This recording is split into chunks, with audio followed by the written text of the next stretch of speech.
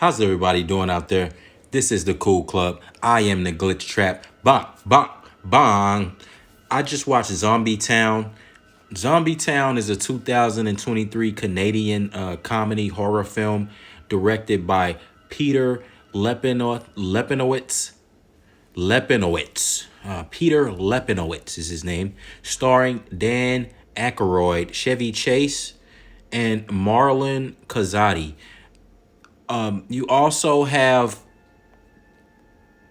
Mandy Monroe as Amy Maxwell. You don't want to leave her out. R.L. Stein also makes a cameo in this movie. Now, again, this is a Canadian comedy horror film. This isn't a movie this isn't a movie that's gonna be scaring you out of your pants. This isn't a film like this isn't a traditional like this isn't like a scary movie like the movie Star with that was done by the Wayans. This is just like and this isn't also like Zombieland. Now Zombieland, they had gore. Woody Harrelson was blowing zombies' heads off. This is not that type of film. This is a family film. This is along the horror in this film is along the lines of a Goosebumps. Okay, Goosebumps. It's this film, kids, parents and kids can go see this film. So you don't have to worry about a babysitter, watching the kiddos. And this isn't a movie that's gonna really give them nightmares, I would say. It's not that deep. It doesn't have doesn't have zombies' brains getting blew out. You don't see any of that. As a matter of fact, these aren't even the type of zombies that eat brains. Okay, so keep that in mind. This is more of a curse that they're under. The premise is Amy and Mike unearth a centuries-old curse when they decide to watch an exclusive film reel. The duo must track down an infamous filmmaker and navigate a town of hungry zombies to save the world. Now, hungry may be a bit of a misused word. Or it may just like hungry when you think about it, it's not hungry for brains. Okay, they are hungry for souls. So it's more of a curse. So don't think of when they use the word hungry in the term that they use it for other traditional zombie films. Okay, but the movie's still fun if you ask me. It's not much. This is a more of a traditional film that's pretty straightforward in its premise. Like it's one of those films that you could just place on the screen. You could just sit down, watch it. You can enjoy it. There's not a lot of wokeness in this movie at all. Like this movie is just a lighthearted, fun, campy zombie film. It's meant to be campy. Dan Aykroyd's in it. Chevy Chase. Think of those actors in the films they've been in. This film captures that spirit perfectly, and I'm not mad at that. I enjoyed this film.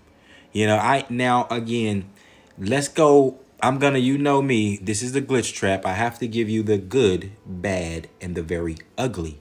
We're gonna do that. So the good of the film, I would say, are the two starring actors. That's Amy and Mike, played by Mandy Monroe and Marlon Kazadi. They are great in the film. Also, Dan Aykroyd is great. Chevy Chase has his role.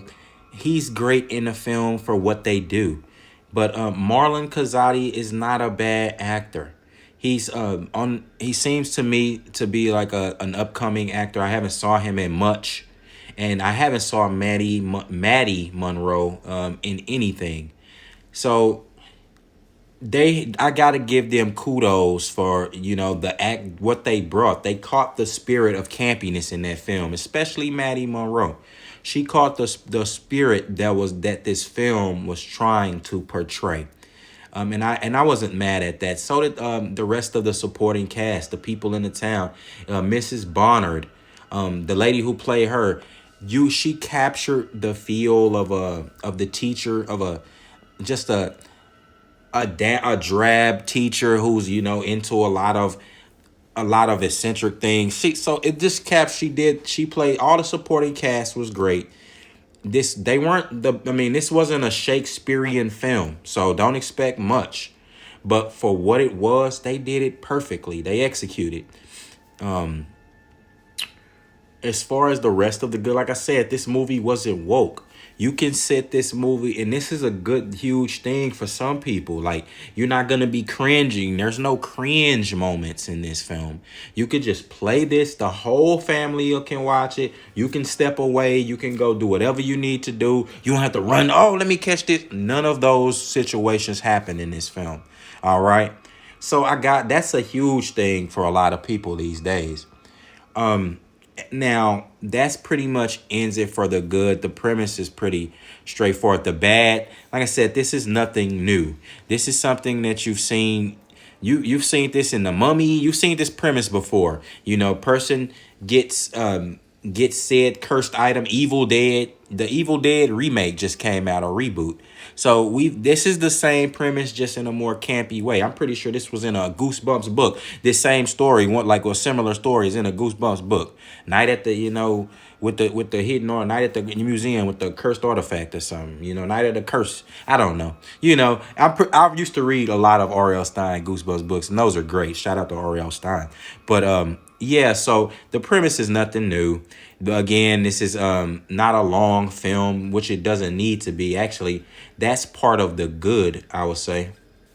They hit you and they split you and they get out of there. 92 minutes, just a little bit above the hour and 30 mark. That's good enough for me. That was perfect. So that's part of the good. But the bad, let's stay on that. Let's go back. Again, this isn't a new storyline. You've probably heard this tried and true premise. You probably saw 15 movies like this. But what they add to it what they add to it makes the movie good. The campiness, it makes it unique. The storyline, everything, all these tropes, zombie tropes, they're there. We saw this in older movies, zombie movies. Matter of fact, I think this is like a remake of one of those, like a play on one of the older movies. Again, like The Mummy's Curse or something like that, because the people aren't your traditional zombies in this film. Now, that being said, what they do and add to it is unique, the campiness. So, and then these two actors that I've named again, Marlon Kazadi and Maddie Monroe. They add to this with their youthfulness, like they give it something new.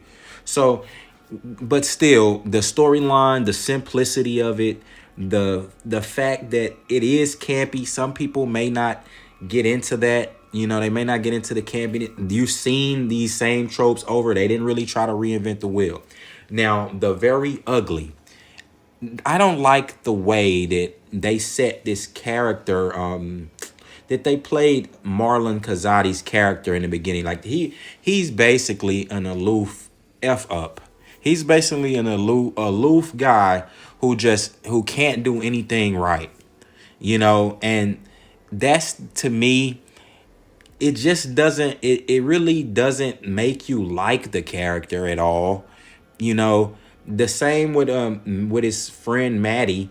These two, like, she basically gets him into the trouble and doesn't want to take any responsibility, but they end up reconciling that in the story. But still, just the way that the way that they tried to, some of the things that were said, the dialogue, but with Marlon, it just really didn't make him seem like a real character in the beginning.